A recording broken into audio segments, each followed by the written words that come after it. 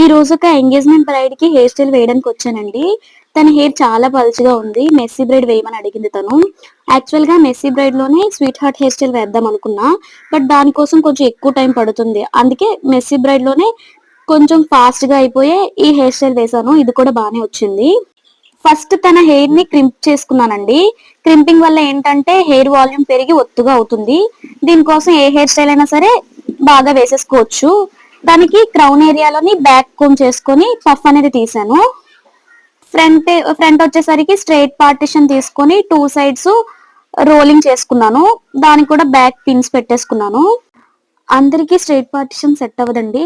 Face యొక్క shape బట్టి మనకి పార్టిషన్ అనేది తీసుకోవాలి. దీనికైతే స్ట్రైట్ పార్టిషన్ సెట్ అయింది. అందుకే స్ట్రైట్ గా తీసి హెయిర్ స్టైల్ అనేది వేసాను.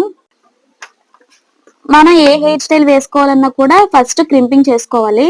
క్రింపింగ్ వల్ల హెయిర్ వాల్యూమ్ పెరిగి మనకి హెయిర్ స్టైల్ వేసుకోవడానికి బాగుంటుంది.